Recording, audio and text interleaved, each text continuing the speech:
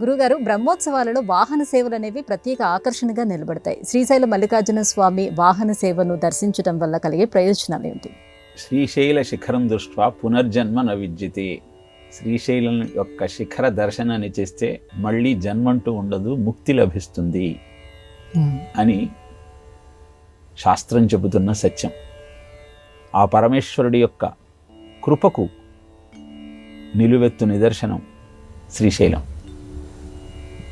అలిగినటువంటి కుమారుడిని ప్రసన్నం చేసుకోవటం కోసం కైలాస శిఖరాన్ని వదిలి మరీ శ్రీశైల శిఖరం మీదకి ఏం చేశారు స్వామి. ఆ తల్లిదండ్రులు ఇద్దరు శక్తిపీఠాలలో 6వది, జ్యోతిర్లింగాలలో 2వది శ్రీశైలం. ఈ శివరాత్రి సందర్భంలో అద్భుతమైనటువంటి బ్రహ్మోత్సవాల సమయంలో ఆ స్వామికి వాహన సేవ చేస్తారు. ఆ వాహన సేవను దర్శించటం వల్ల కలిగే ప్రయోజనాలు కూడా తెలియజేసింది శాస్త్రం. నంది వాహనం మీద విహరిస్తున్నటువంటి స్వామిని దర్శిస్తే అరిష్టాలన్నీ పోతాయి.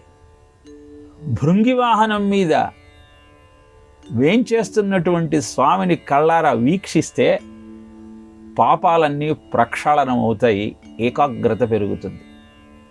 హంసవాహనాన్ని అధిరోహించి వస్తున్న స్వామిని వీక్షిస్తే హంసకు ఏ విధంగానైతే చక్షణ విచక్షణ జ్ఞానం అధికంగా ఉండి పాలను నీటిని వేరు చేయగలుగుతుందో అలాంటి వివేకం పెరిగి చదువులు సక్రమంగా సాగుతాయి, విద్యాభ్యాసంలో ఉన్నత శ్రేణి సిద్ధిస్తుంది.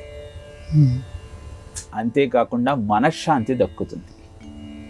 మయూర వాహనం మీద విహరిస్తున్నటువంటి స్వామిని దర్శిస్తే శత్రుబాధలన్నీ తొలగిపోతాయి.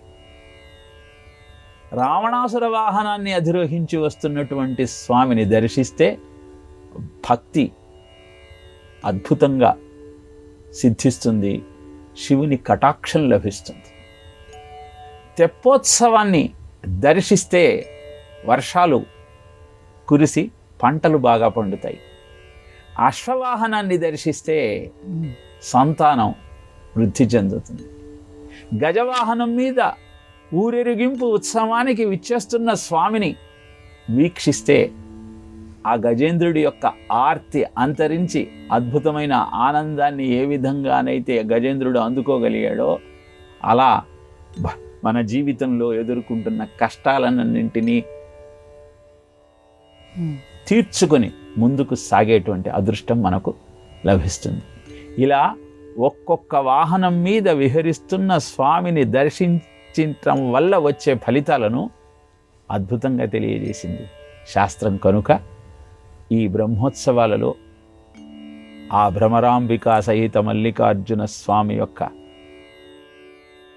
వాహన సేవను కనులారా వీక్షించి జీవితాన్ని ధన్యం చేసుకునే ప్రయత్నం చేద్దాం.